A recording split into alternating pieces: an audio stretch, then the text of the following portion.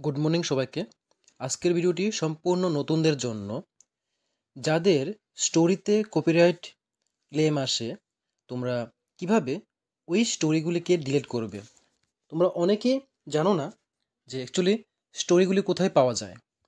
প্রথমে ফেসবুকে চলে যাবে, যাওয়ার পর উপরে 3 ডট বা যে 3টা দাগ থাকে ওখানে ক্লিক করবে। ক্লিক করার পর নিচের দিকে চলে যাবে, দেখো লেখা আছে settings and privacy. Settings and প্রাইভেসিতে ক্লিক করবে। ক্লিক করার পর দেখো উপরে এসছে সেটিংস। সেটিংসে আবার ক্লিক করবে।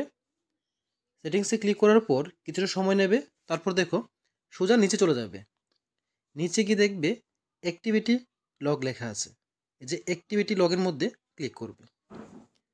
অ্যাক্টিভিটি লগের মধ্যে ক্লিক করার পর দেখো লেখা আছে আর্কাইভ। আর্কাইভে ক্লিক করবে।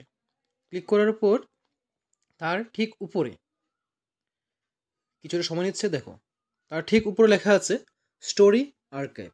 স্টোরি আর্কাইভে ক্লিক করবে। স্টোরি আর্কাইভে ক্লিক করলে তোমার যতগুলি স্টোরি রয়েছে সবগুলি স্টোরি এখানে শো করবে।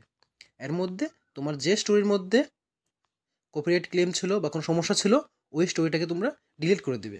তাছাড়াও তোমরা কিভাবে বুঝতে পারবে যে কোন স্টোরিটার মধ্যে সমস্যা রয়েছে, দেখো এখানে আমার প্রত্যেকটা স্টোরির মধ্যে একটা